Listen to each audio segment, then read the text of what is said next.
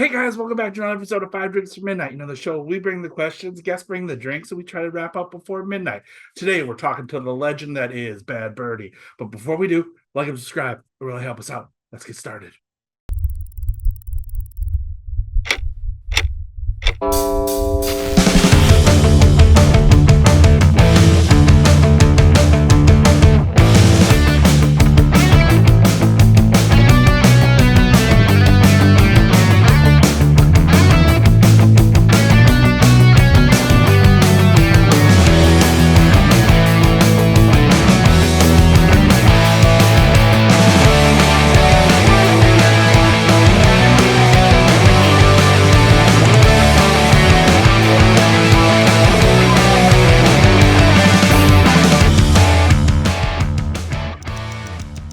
Bad Birdy, thank you so much for joining us. Five Drinks for Midnight, 5 drinks, 5 questions. Midnight, whatever comes first. Thank you so much for joining us. How are you doing today? Good, I'm doing great. Thank you for having me, Tim. Oh, thank you. Huge fan. So again, I really appreciate you coming on the show. I guess the first question is, what are we drinking first? We're going with the aviation first. This cocktail is special to me because it's the first craft cocktail I've ever had. And this is what made me get into craft cocktails. So, and also what made me fall in love with gin. Awesome. Cheers. Cheers. Well, then let's just go ahead and we'll get right into it. Sure. Get the train moving. Question 1, a little bit of an origin story. But how'd you get into the craft cocktail world, the spirits world, the bartending world? Yeah. I mean, everything. You are a superstar across multiple channels. So thank you. I got into it because I had just finished college and I wasn't sure what I wanted to do yet after graduation. I had an opportunity to either go into engineering or I had met my would-be mentor at the time. He was opening up a craft cocktail bar in my hometown. So I said, you know what, this sounds fun. I've never bartended before, although I've been in the hospitality industry, since I was 16, serving, catering, all sorts of stuff, but I hadn't bartended yet. So I thought this would be a fun opportunity and it gave me more time to think about what I really wanted to do. But once I got into it, I was sold. I was like, this is it. This is what I want to do for the rest of my life. That's awesome.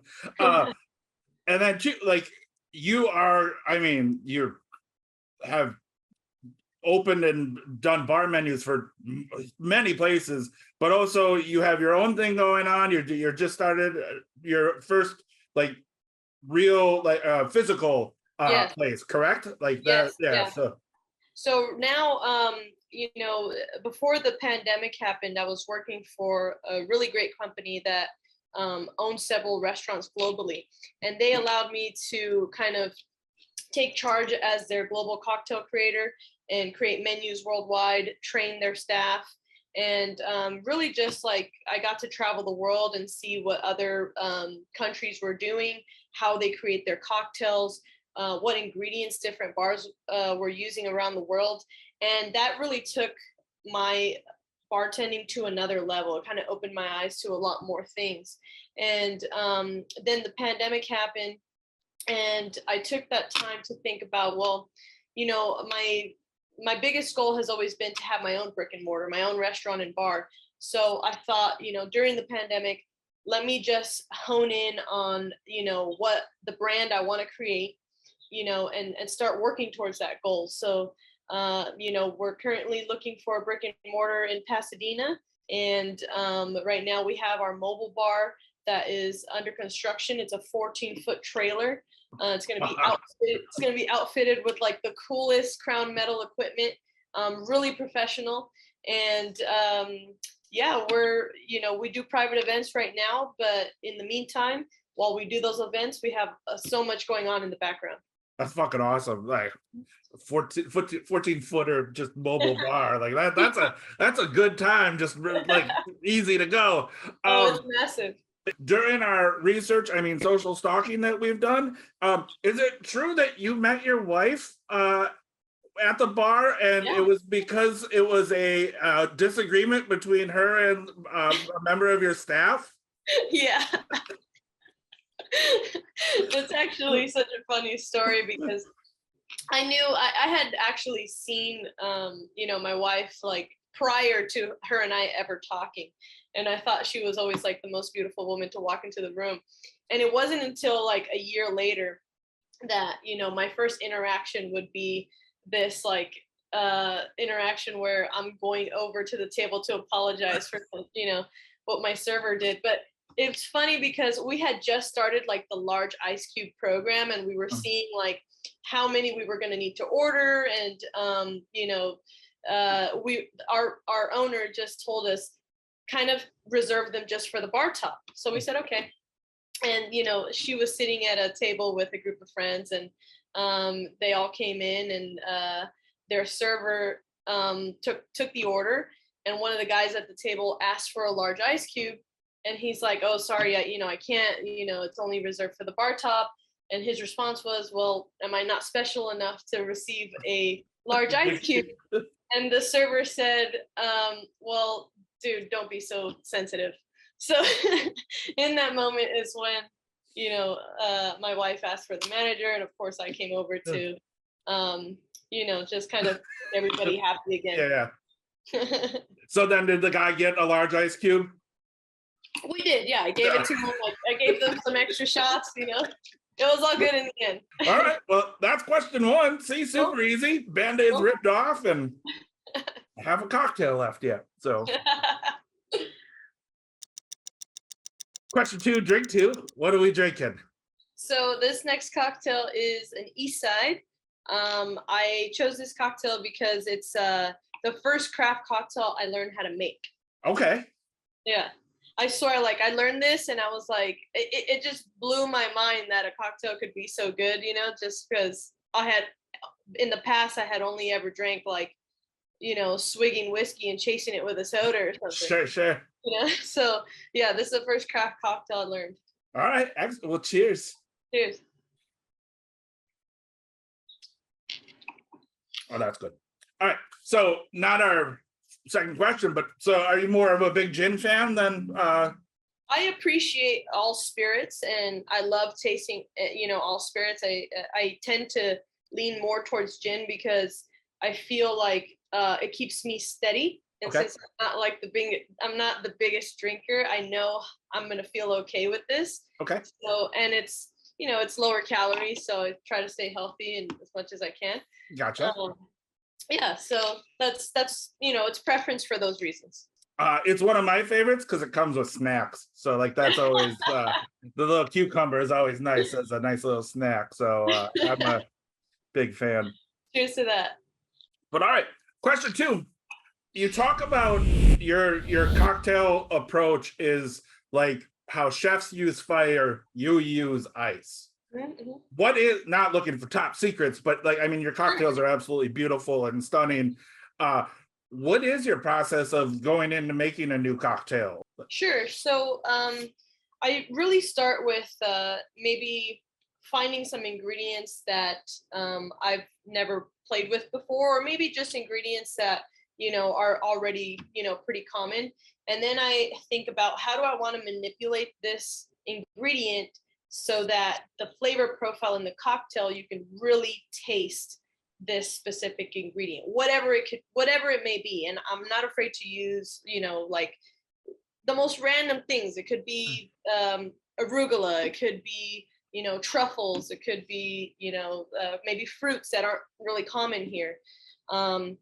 Whatever it is. So the process starts with, how am I going to manipulate this ingredient? Am I going to infuse it into something? Do I want to turn it into a syrup? Do I just want to juice it? Things like that. And then once I taste it, then I think about what spirit do I feel is going to pair well with where I'm trying to take this cocktail. Okay. And the reason being is that, I draw inspiration from chefs really, because the amount of ingredients that they're able to use and, the different techniques they use to manipulate, their food. I'm really drawn to that. So I try to learn these different techniques so I can, that translate into my cocktail later on. Awesome. So like you would almost really, or you can correct me if I'm wrong, but what you're saying is like you almost go for the flavor first, then the spirit almost second. Yes, yeah. And how I want to make sure that this ingredient is complementing that spirit and vice versa. One of my pet peeves when I go to bars or restaurants and I'm looking through their cocktail menu, and some menus, they're just like overly complicated ingredients that maybe some you don't even know how to pronounce. Like I tend to have my menus really straightforward, and I want you to be able to taste exactly what you're reading, right?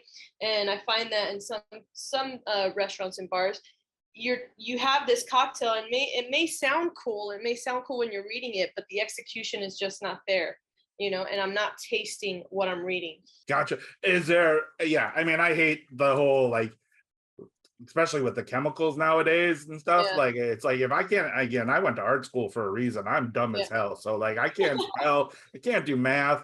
I'm good at science, but I wish they would have taught like a booze science class, because then that would have been, maybe I would have turned around. But if I can't pronounce it, like I don't even know, like. And I think too with cocktails, like if like you say like hint of carrot, and it's like you get that idea of what that is. Right. So like you're setting up a flavor kind of thing, instead of like sorghum yellow #5, and you're like, I don't know what color that is. Like that's is there a ingredient that you will never work with, or was something that went terribly wrong?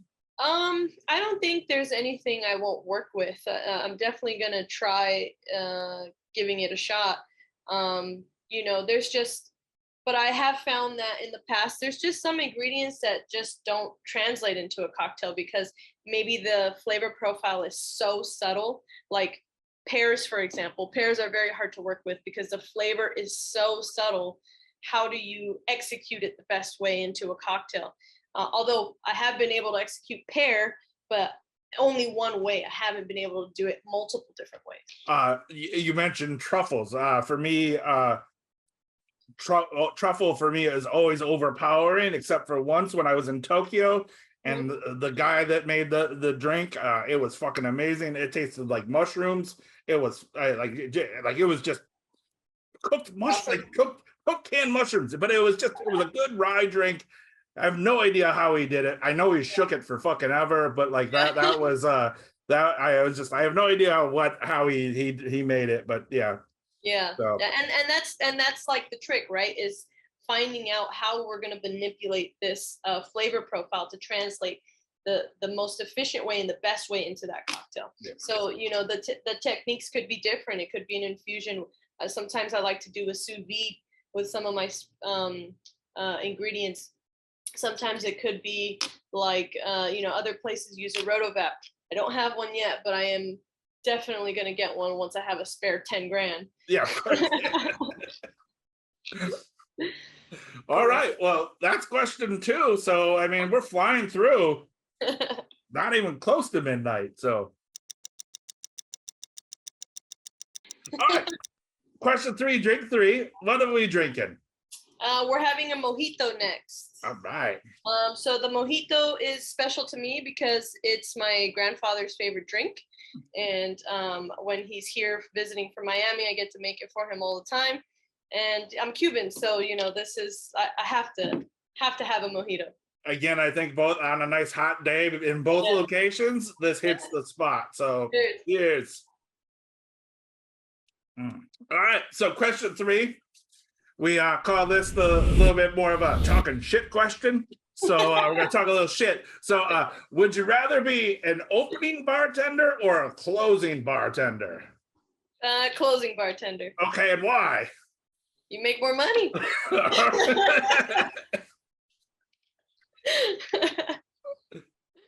Yeah, make more money. I mean, I'll do it. Look, I've worked with so many teams now, and I always tell them there's nothing that I'm going to ask you to do that I won't do first. So, we're going to scrub toilets together. We're going to, take out the trash together.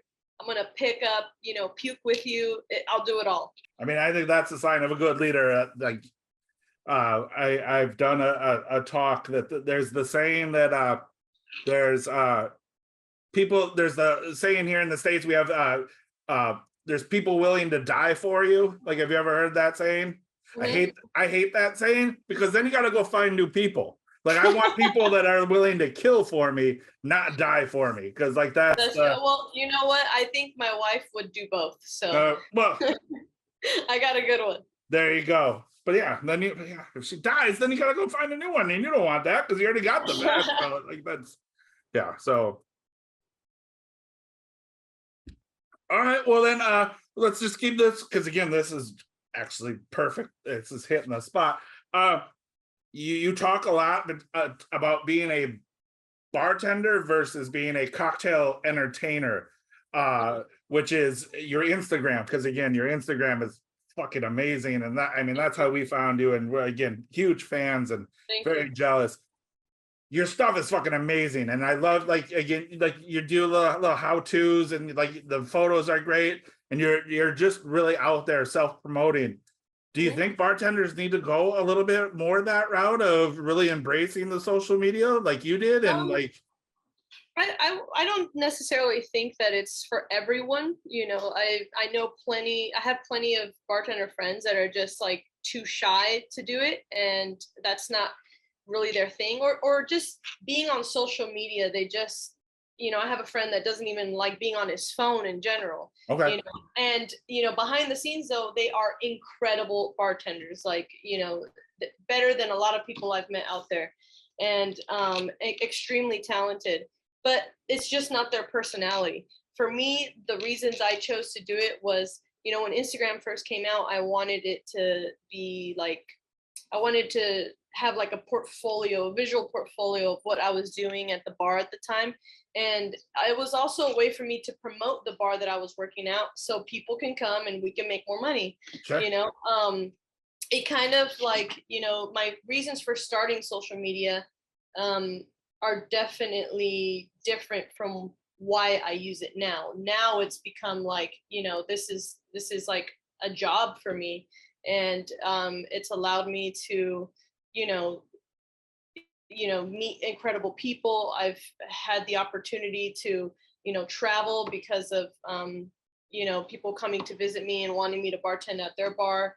You know, the last company I worked for, they headhunted me through social media.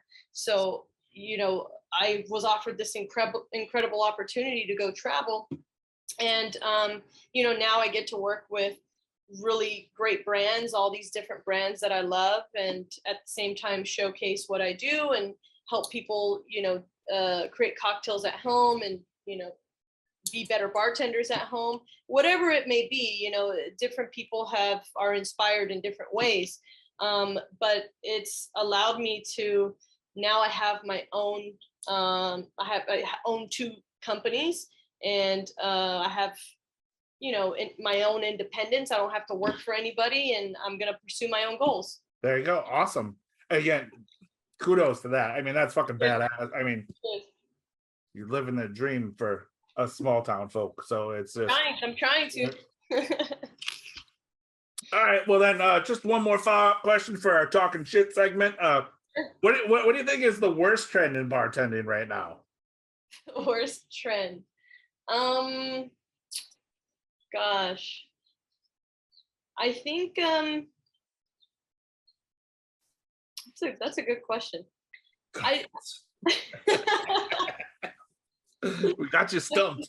I really, like, it's hard for me to talk shit about like maybe a trend that's happening, because if someone else is into it or likes that, that's great. I have no problem with that. Obviously there's things that I don't care for. Sure.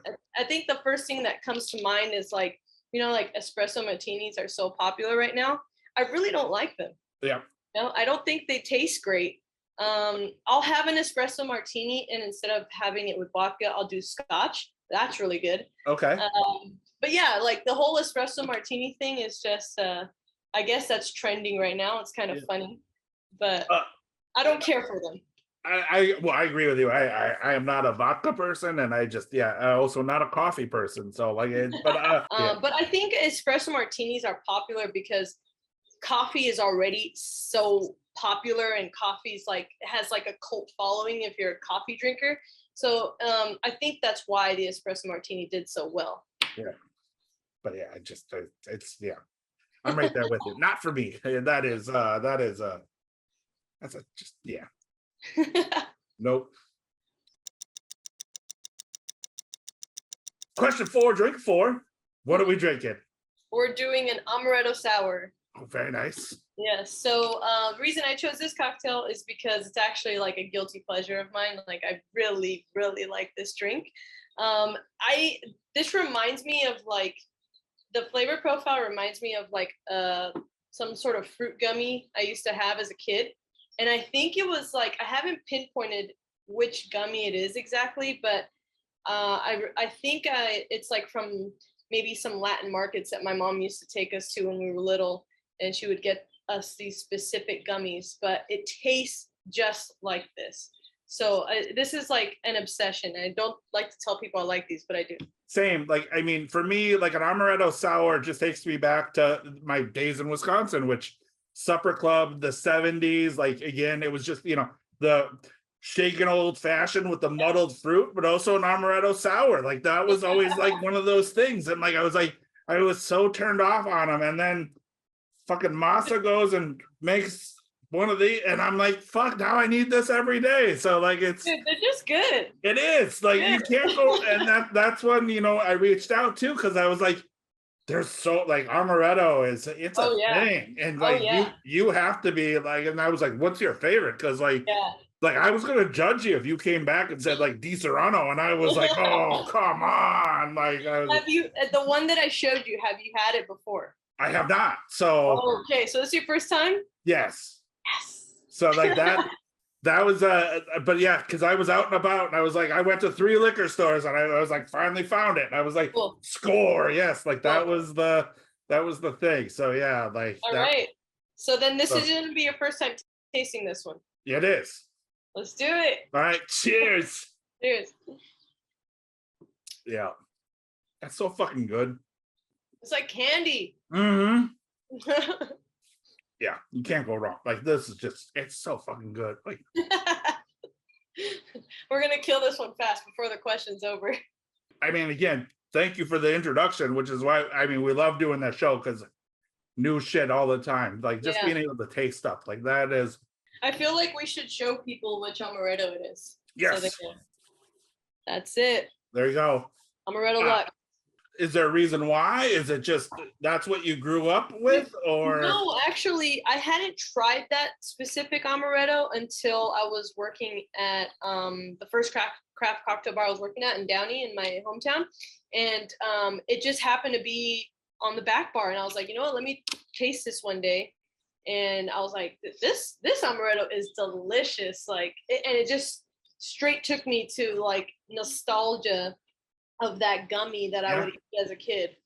Like now that you said that, like it's hitting me. It's like it's like the 80s candy of just like exactly whatever chemical that is. Like if you were a kid in the 80s, like you got that. Like, dude, we gotta find it. We gotta find what this candy is.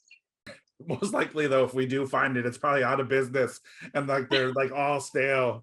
Like it's like the baseball cards gum, like you get old baseball cards, and like it's got the gum in there. Like if you ever eat that gum after it's been like sitting for a decade, it's really gross. Like dust. Yeah. It's just like shock, and then you're like, oh. All right, well, question 4 then. What separates a good bartender from a great bartender? Ooh, you know what, for me this has all to do with your service and your hospitality. I feel like, as a bartender, you can be a great bartender just like, knowing how to make all these different recipes, like having like incredible skills, looking great while you're bartending. But if you don't have those, personal skills, and you know how to talk to people and things like that, I think that's what separates someone from being an incredible bartender. It's the service that they give, how much effort they go into, talking to their guests, and, making sure that they come back again, and just building. Question 5, drink 5. All right, so we're doing my favorite, like, of all time. This is what I drank when, before I knew of craft cocktails: Crown Royal and Dr. Pepper. Fuck yeah. All right. This is awesome. Cheers. Cheers. So this was my, like, what I would have, like, when I'd go to dive bars, and just want to have a good drink. Before my friends and I went out, when we'd party in Vegas, we'd have a handle of Crown and a bunch of Dr. Pepper. And, like, most of the time we would just swig the Crown and just take a swig of the Dr. Pepper. Shoot. Yeah. That was my drink, Crown and Dr. Pepper. Fuck yeah. I mean, you can't go wrong like that. I mean, this takes me back. Like, I mean, when you sent this over, I was like, fuck yeah, like this is it. So I'm like, this totally takes me back to, like, college years and, like, all right. So question 5 comes down to the flip of the Whiskey Wednesday coin. You can flip it, you can spin it, you can do whatever you want, but the coin will tell us the answer. Okay. You do not have to answer, but all right. We welcome a follow-up answer, if you will, but the coin will always just tell us the answer. Okay. So, is this better than working an 8-hour day behind the desk? Let's see. Fuck yeah, it is. I was gonna say, you might have had a bad coin. Like, if it came up, fuck no, we would have to, like, send you a new one. So, like, it was like, but there you go. Yeah. I mean, it's been, everything I've done with in this industry has been great, and the people I've met along the way have been great. There's been so much opportunity, and I never thought, like, looking back when I started, posting pictures of cocktails, that I would be where I'm at today, Well, again, like I said, I'm a huge fan. So, thank you. I mean, you might want to get a restraining order against us after the amount now that we've actually Googled your name and everything. So, like, we've gone hardcore deep. So we've gone down that rabbit hole. But Bad Birdy, I wanted to say thank you so much for joining us. Thank you. That's 5 drinks down, 5 questions answered. Thank you so much. I appreciate you having me, Tim.